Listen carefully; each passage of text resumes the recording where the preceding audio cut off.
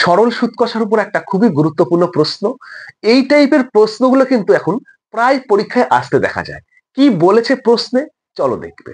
দেখো প্রশ্নে বলেছে কোন মূলধন 10 বছরের দ্বিগুণ হলে বার্ষিক সরল সুদের হার কত তোমাকে বের করতে বলেছে। তো তুমি যখনই এই টাইপের প্রশ্নে দেখবে যে কোনো একটা মূলধন, সেই মূলধনটা কখনো দ্বিগুণ হচ্ছে, কখনো 3 গুণ, কখনো 4 গুণ, মানে তুমি যখনই দেখবে যে কোনো একটা মূলধন গুণ এত গুণ হচ্ছে এবং সেখানে একটা সময় তোমার দেওয়া আছে আর তোমাকে সরল সুদের হার কত বের করতে বলেছে, তখনই তোমরা কি করবে দেখো।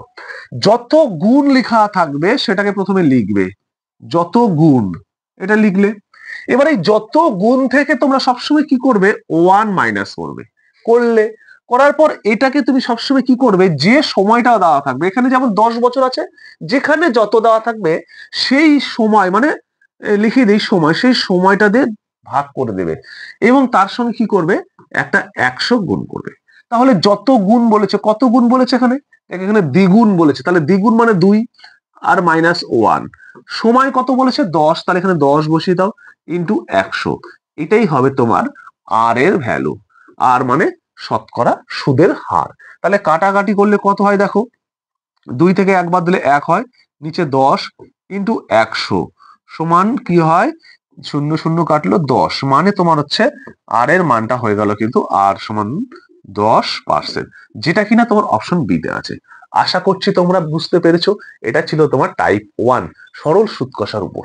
চলো নেক্সট প্রশ্নটা কি আছে দেখবো। নেক্সট প্রশ্নটাতে তোমার বলেছে যে কোনো মূলধন 12 বছরের 4 গুণ হলে বার্ষিক সরল সুদের হার কত তোমাকে বের করতে বলেছে। তাহলে কি করবে, যত গুণ বলবে, কত গুণ বলেছে 4 গুণ বলেছে, তাহলে 4টাকে আগে লিখবে, কি করবে সবসময় 1 বিয়োগ করে দেবে, তাহলে সবসময় 1 বিয়োগ করলাম।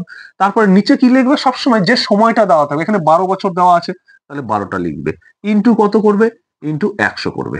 তাহলে আমার কত হলো, 4 থেকে 1 বাদ দিলে 3/12 ইন্টু 100, 3 দিয়ে কাটো, 3 4 12, 4 দিয়ে কাটো, 4 25 100, তাহলে সমান হয়ে গেল 25%। তাহলে তোমার শতকরা সরল সুদ কত হলো, দেখো 25%, অপশন সি আছে সঠিক উত্তর। আশা তোমরা নিশ্চয়ই বুঝতে পেরেছো। তাহলে তোমাদের জন্য একটা প্রশ্ন আছে, দেখো এই প্রশ্নটার সঠিক উত্তর কি হবে, প্রত্যেকে কিন্তু কমেন্ট করে যাবে। যদি ভালো লাগে অবশ্যই ভিডিওতে লাইক, কমেন্ট এবং শেয়ার করে দেবে।